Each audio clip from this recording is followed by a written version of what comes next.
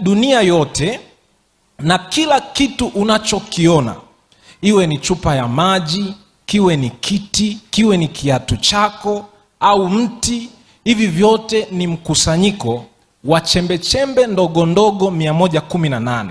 Zinaweza zikatokea zikiwa 2 ama zikiwa 3 ama zikiwa 4 kwa mchanganyiko mbalimbali. 92 zinapatikana katika mazingira ya asili, lakini 26 zimetengenezwa maabara na zinaleta jumla ya hizo chembechembe 118. Sasa jambo la ajabu ni kwamba wanasayansi walipotafiti kuangalia muundo wa hizi chembechembe ndogo ndogo ambazo ndizo msingi wa kila kitu unachokiona duniani, waliona chembechembe hizi zimegawanyika katika makundi 7 tu na hakuna zaidi ya hilo. Ukiangalia mchoro wake, chembechembe zilizo katika kundi la kwanza zina mzunguko mmoja, alafu zilizo katika kundi la pili lina mizunguko miwili. Pale katikati kuna kitu kinaitwa nucleus, na hiyo mizunguko huwa inabeba vidude vingine vinaitwa electron. Hivyo vidude ndivyo vinavyoamua tabia ya kila kitu unachokiona, hata kama ni rangi, uwezo wa kufanya muunganiko wa kikemikali, ni kutokana na hivyo vidude sasa vidogo vidogo vinavyokuwa vimepangiliwa kwenye hizo ring. Sasa tuingie kwa mtu. Mtu ameundwa na chembechembe hizo 25 tu. Kati ya chembechembe hizo 118, mwili wa mtu unazo chembechembe 25. 11 ndizo chembechembe ambazo zinachukua sehemu kubwa zaidi, lakini zile nyingine 14 zinazosalia, hizi ni ndogo ndogo, zinapatikana katika kiwango kidogo sana kwenye mwili wa mtu. Na sasa hizi chembechembe zinapatikana wapi? Hizi chembechembe zote zinapatikana ardhini. Miti ndivyo viwanda ambavyo vinatengeneza matofali yanayotokana na mkusanyiko wa chembechembe ndogo ili ziweze kutumika kujenga mwili wa mwanadamu.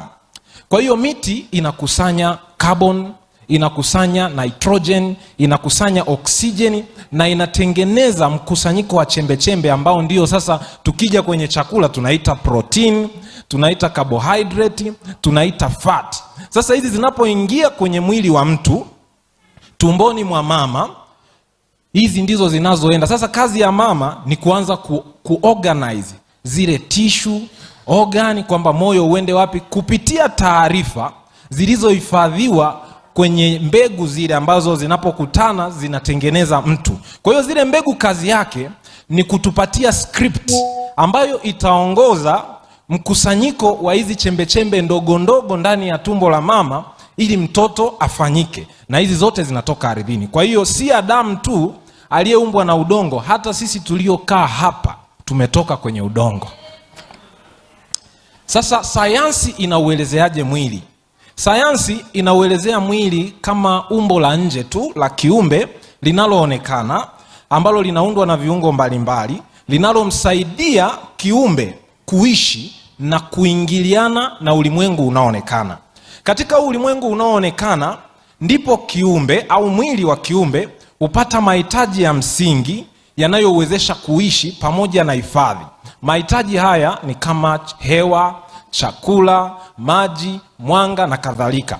Kwa mujibu wa sayansi, ukosefu wa mahitaji haya hupelekea mwili kufa, na mwili unapokufa uhai wa mwanadamu ukoma. Sasa hebu jiulize we mwenyewe, ikiwa haya mahitaji ndiyo pekee yanayoweza kutegemeza uhai wa mwanadamu, kwa nini watu wanakufa wakati kuna mitungi ya oksijeni mingi hospitali? Kwa nini watu wanakufa wakati chakula kipo tele? Kumbe tunakuja kujua kwamba tunahitaji majibu kutoka chanzo cha daraja la juu kuliko sayansi ya mwanadamu. Na hapa ndipo tunaingia kwenye Biblia, ambapo Biblia inatuambia kwamba maisha ni zaidi ya chakula na mwili ni zaidi ya mavazi. Bwana Yesu asifiwe.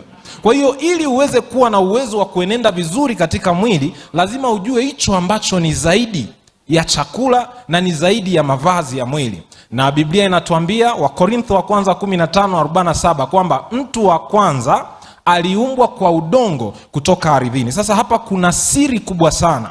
Kati ya nadharia zote zinazoendelezea chimbuko la mwanadamu, hakuna nadharia hata moja ambayo ina ushahidi wa kujitosheleza kisayansi, isipokuwa nadharia ya kwamba mtu aliumbwa kwa udongo.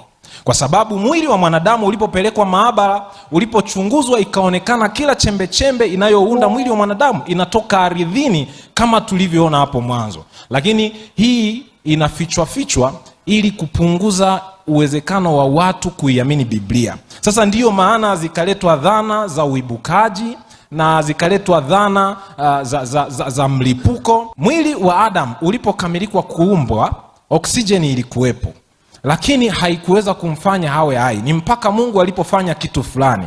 Mungu alipulizia pumzi ambayo ilimpa uzima. Sasa Biblia inatofautisha pumzi na uzima, na inatuelezea hapo kwamba Mungu aliyeufanya ulimwengu na vitu vyote katika Matendo 17, yeye kwa kuwa ni Bwana wa mbingu na nchi, kwa kuwa yeye ni Bwana wa mbingu na nchi, hakai katika hekalu zilizojengwa kwa mikono, wala hatumikiwi kwa mikono ya wanadamu kana kwamba anahitaji kitu chochote, kwa maana ndiye anayewapa wote uzima na pumzi na vitu vyote. Kwa hiyo huu ndio msingi wa kanuni zote za afya, kwamba chakula hakitoshi, mazoezi hayatoshi, lakini tukianza kutambua kwamba sisi tunatoka kwa Mungu na tumeumbwa na Mungu, hiyo inatusaidia. Tunapofanya mazoezi, tutafanya kwa utukufu wa Mungu. Tunapokula chakula, tutakula kwa utukufu wa Mungu. Sasa hapa napo nikapata swali lingine. Kama Mungu hakai katika hekalu zilizojengwa kwa mikono ya watu, yeye anakaa katika hekalu gani?